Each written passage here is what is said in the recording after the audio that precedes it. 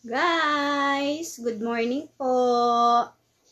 Ngayon po, it's pangalawang araw po natin dito sa Tokushima. Tulad nga po ng sinabi ko kagabi, ito po yung part 2 po natin ngayon. Yun po. So, bali, kakain muna po kami sa ng umagahan po. Free morning na dito sa hotel po na morning breakfast. Check time po natin 7:35 po ng umaga dito sa Japan po. Kaya yun po, kain muna po tayo. Baba tayo guys. So bali nasa second floor po kami. Ayun, may mga tinda rin pala sila dito na yan. Yan. Okay. Tag tayo sa baba. At tayo kakain na. Gutom na. Okay. Dito na po kami guys sa baba ng hotel, sa restaurant po. Yan po. Ito po yung kanilang restaurant. Ayan po. Diba? Ayan. Wala pa yung pagkain namin. Hinihintay pa lang namin. Ayan. Guys, ito yung in-order namin. Ito yung sa akin. Tapos kisyo pareho kaming dalawa. Ayan, kay Papa, ayun. Ayun guys. So, bali kami. Okay, na ako. Guys, check out na po tayo. So, bali, oras, magka-quarter to 10 na po. Ayun. So, bali yun. Ating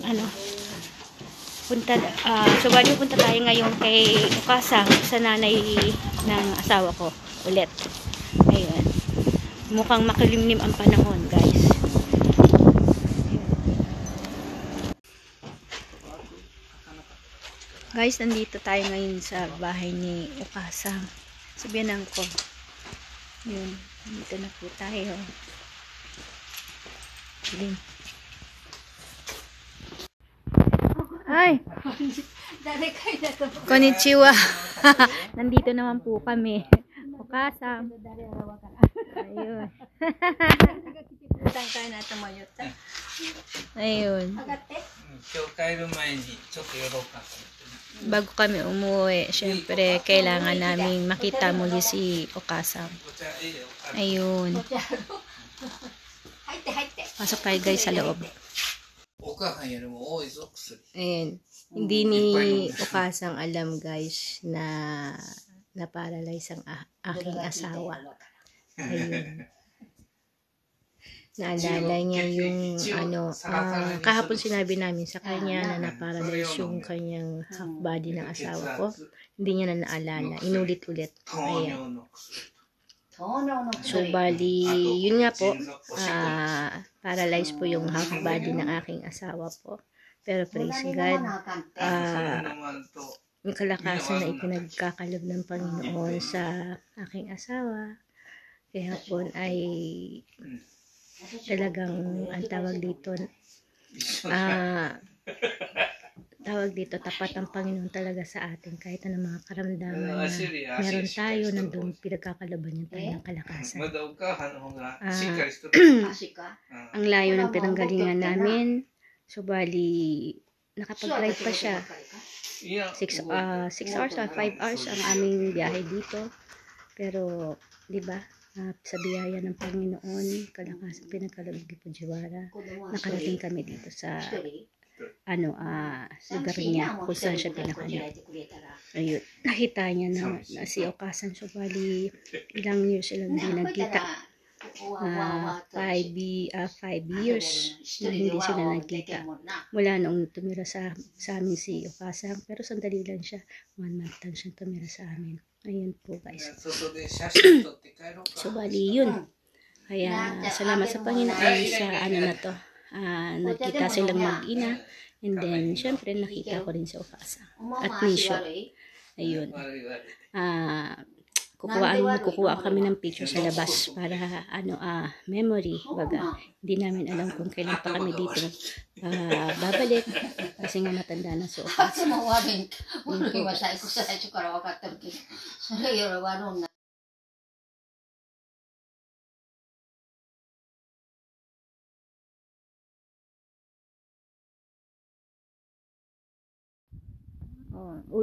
Alis na kami guys. So bali yun. Paalam lang kami kay Okasang sa aking biyanan. Ayun. Ayun. Inulit na naman niya kung ano yung nangyari sa paa ng aking asawa. Kanina sinabi na niya na na-paralyze yung asawa ko. Nakalimutan na naman ni Okasa. Ayun. Hindi ko rin pala sa inyo nasasabi guys ng asawa ko. It's ano yung kanyang katawan. It's paralyzed siya. Yan. Yan po. Naman niya. Okasang mata ne. Mata ikimasu kara ne. Mata kite kudasai. Hai. Yamoida. 元気でな。まあ健康一番やで。そうですね。ね。はい。バイバイかな少々。また来てよ。また来てって。子供は一人？一人だけです。Inulitan naman niya guys. Nakakatuwa si Okasa. Bye bye. Bye bye. Bye. Bye bye. Guys, uwi na po kami. So bali bago kami umuwi, kakain muna po kami ng ramen. Ayun. Kasi 12:05 na po sa mga oras na ito. Kaya bago kami umuwi, kain muna po kami ng ramen. Konti umaambon-ambon po dito. Ayun po. Guys, nandito na kami sa ramen. So bali, ayan, bumibili na ng ramen yung asawa ko. Ito, bigla ang kabibili. Lalagay ka ng pera. Nande mo Guys, ito yung ramen. Gohan, rice and then ramen. Ayan po, yung inorder ng asawa ko. Kain po tayo guys. Guys, nandito tayo ngayon sa sa Miyagi-san ng terminal kung saan bumibili mga pasalubong na galing dito sa Tokushima. Ito guys, oh. Ayan. Yan po. Bali, yan, bibili po tayo ng pasalubong. Marami pala dito. Yung mga okashi na galing dito lang sa Tokushima. Ayan, kaya bili po tayo, guys. Yan po. Guys, uwi na po tayo. Ayun, so bali nasa na tayo ngayon. Highway yun highway. So bali papasok tayo sa may tunnel banda doon. Ayun. So bali palabas na tayo ng yun, Tokushima. Palabas na kami. So bali ito na nga, punta na lang na to. Pasok tayo ng Highway Muya Tunnel. Yun po. Bali yun. Wow. Hindi siya masyadong mahabang tunnel to. Maikling tunnel lang. Nakikita ko na yung yung liwanag doon sa dulo. Ayun, kaya yun po guys. So bali mamaya na lang po ulit na malayo-layo pa biyahe. At tawag dito 2:40 yung oras ngayon. Daitai nanji ni tsukuru? So bali 5 hours 5 時間でしょ? Solomon? そんなもんじゃない。 5 hours 2:40, di ba ngayon 3? Siguro mga 7 o'clock. Mga ganun po guys. Kaya yun. Bye-bye na Tokushima. Mata ne Tokushima. Mata ne. See you again Tokushima. Ayun po. Okay. Oh guys, nandito tayo sa highway. Ayan, ang ganda di ba po? Ayun. Palabas na tayo. Puro Tapos dagat. Doon. Yan, dagat po yan.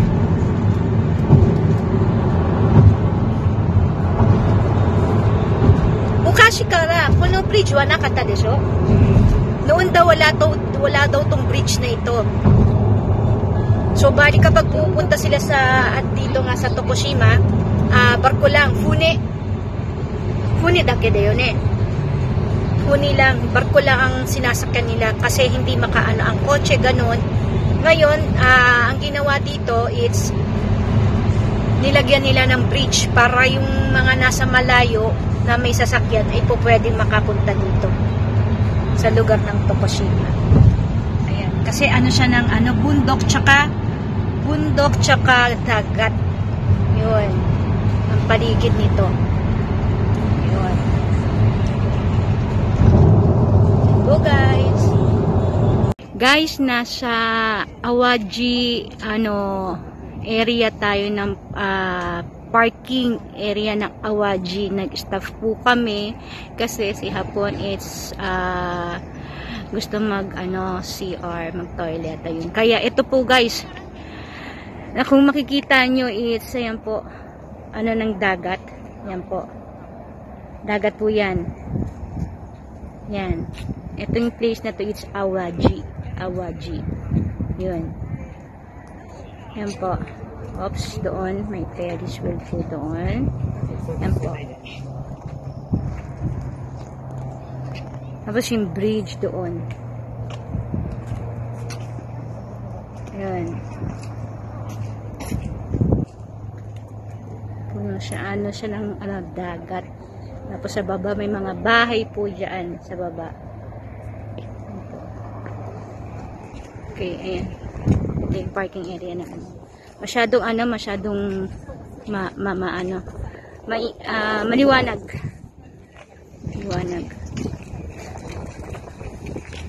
Ayun. Ganda, no? Ganda. Takot niya lahat puro ang nito is puro punta doon dagat. Okay. Guys, malapit na tayo sa bahay namin. So, bali, tawag dito, mag-e-exit na po kami. Yan po. Tawag dito. Gabi na. No oras na. Check time, 6:34. Yan po, guys. Kaya, kita na lang po tayo ulit mamaya. Guys, nakababa na po tayo ng highway. Check time po, it's 6:39 na po ng gabi. Ayun. So, bali kanina yung compute po natin, baka makauwi kami ng mga 6 or 7 yun. Tama, eksakto.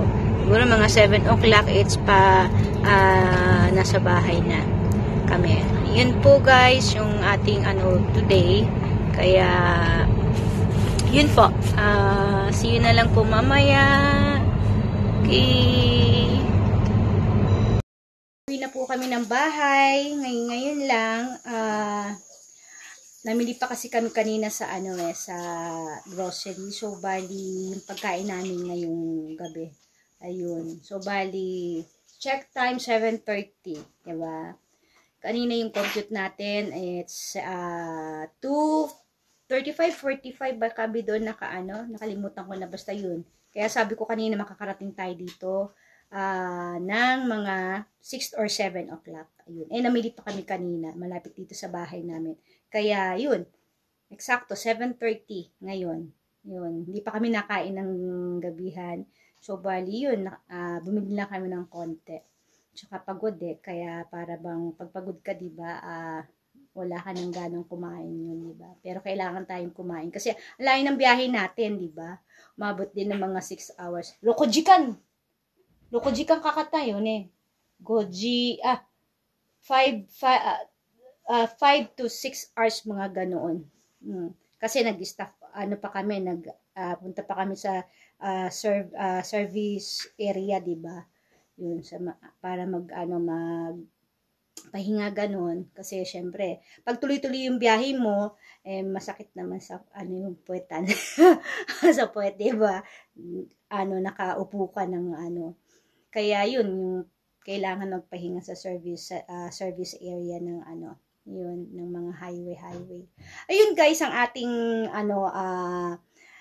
ginawang kahapon tsaka ngayon, yung ating part 1 and then yung ating part 2. Yun po guys. Salamat po sa pagsama po ninyo sa amin at nawa ma-enjoy ma-enjoy niyo po yung na-enjoy niyo po yung ating ginawa. Yun, ano ba yan? Pagod na, pasensya na po, namamali-mali na yung aking sinasabi. Oo, kasi pagod. Yun. Ayun po, pero salamat po sa Panginoon kasi sa kanyang gabay, patnubay na kanyang pinagkaloob sa atin, 'di ba? Yung pagsama ng Panginoon sa atin, sa kalakasan, kay Pujiwara na kanyang pinagkaloob dahil nakapagmaneho siya hanggang doon sa probinsya nila, 'di ba? Kahit may kapansanan siya sa katawan niya, 'yun. Hindi naman talaga sobra yung mild lang po yung stroke ng asawa ko, yung pagka-paralyze niya sa katawan. Mild lang po yun. Hindi talaga katulad ng dapat nga po siya nasa hospital, sinabihan siya ng doktor, pero hindi siya umano kasi nga may business po kami. Kapag nasa hospital po siya, hindi po pwedeng hindi namin magawa yung aming trabaho. Yun po. Kaya yun po guys, yung ating kaganapan po kahapon tsaka ngayon. Yun po. Bukas po, trabaho po tayo. Tsaka, ng aking asawa po. Bukas, check up din po niya sa hospital. Yun po guys. Kaya, salamat po ng marami sa pagsama po ninyo sa amin. And then, salamat po sa panunod po ninyo ng aking vlog po, ng iChannel. Salamat po ng marami po sa inyo. Yun po guys, at kami po ay magkakain na at magpapahinga na rin po, no? Para bukas ay may panibago tayong kalakasan. Yun po guys, God bless, and then ingatan po nawa kayo ng Panginoon sa inyong mga buhay po. See you po sa susunod ko pong vlog po. God bless!